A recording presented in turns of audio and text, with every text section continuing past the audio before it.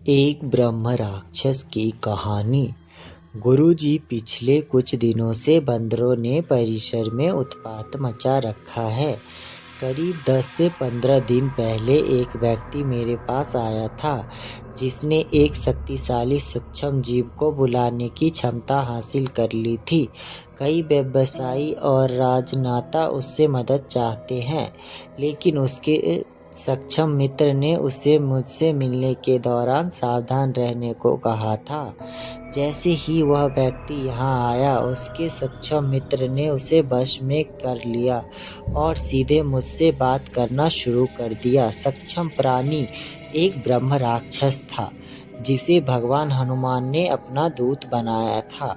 उन्हें छोटे महाराज के नाम से भी जाना जाता था। उन्हें मुझसे कहा, आप मुझे कभी भी बुला सकते हैं और मैं आपकी आज्ञा का पालन करूंगा।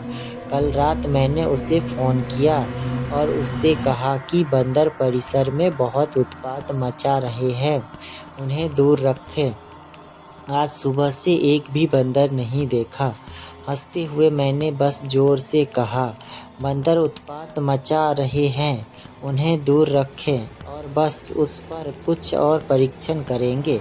यह दूसरी बार है। पहली बार मैंने उस एसडीएम सब डिविजनल मजिस्ट्रेट को बुलाने के लिए कहा था और एसडीएम अगली सुबह यहाँ थे।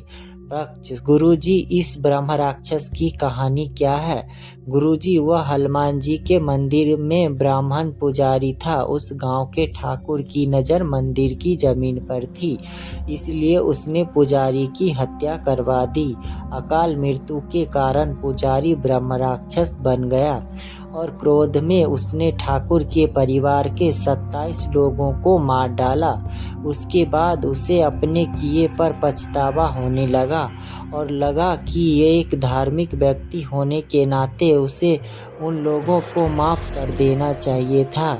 इस पश्चाताप की भावना के कारण और क्योंकि एक सच्चा भक्त था, हनुमान जी ने उसे अपना दूत बनाया और आदेश दिया कि जितना अधिक तुम जन सेवा करोगे उतने ही तुम्हें शांति मिलेगी और तुम्हारी शक्ति बढ़ेगी और तुम मेरी निकटता प्राप्त करोगे। इसलिए वह जब जन सेवा कर रहा है, वह निश्चित रूप से एक सच्चा आत्मा था।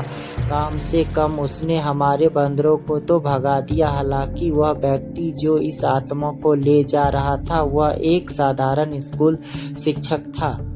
भगत जी 2 के साथ जो सक्षम जीव था, वह भी ब्रह्म राक्षस था। हालांकि उसने कुछ गलत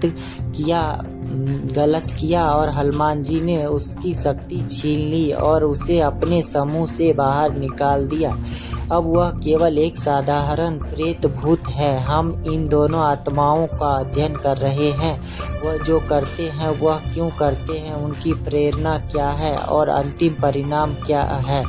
यह विषय बहुत ही रोचक है। अगर मैं योगी नहीं होता तो वो मुझसे बात नहीं करते, वो आम लोगों पर ध्यान नहीं देते। एक आम आदमी डर जाएगा, योगी शांत रहेंगे हैं, उन्हें किसी भी चीज़ का डर नहीं होता। गुरुओं की परंपरा सुरक्षा प्रदान करती है और योग का अभ्यास आपकी खुद की शक्ति को बढ़ाता है। कोई की भी आत्मा आपको कोई नुकसान नहीं पहुंचा सकती। आप किसी भी सक्षम प्राणी से मुकाबला कर सकते हैं, चाहे वो कोई भी हो।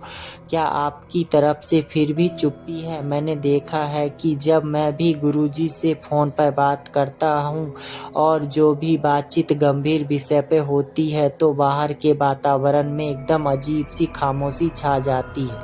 ट्रैफिक की आवाज़ या हवा में कोई सरसराहट नहीं होती, यहाँ तक कि पंछी भी अजीब तरह से शांत हो जाते हैं। मैंने यह बात गुरुजी को बताई और उन्होंने बताया कि उनके कई शिष्य भी ऐसे देखा है। गुरुजी, स्थानीय प्रशासन ने इस साल अच्छा काम किया है। गुरु पूर्णिमा नज़दीक है और फिर भी यहाँ एकदम सन्नाटा है। कई माइक्रोफोन या लाउड स्पीकर नहीं बज रहा है, ना ही कोई हॉर्न बज रहा है। स्थानीय लोग समय के साथ और अधिक अनुशासित होते जा रहे हैं। यह आश्चर्य की बात है कि मैंने 1 महीने से अधिक समय में किसी स्थानीय व्यक्ति को एक भी अपशब्द नहीं कहा है। हंसते हुए कैसी लगी कॉमेडी स्टोरी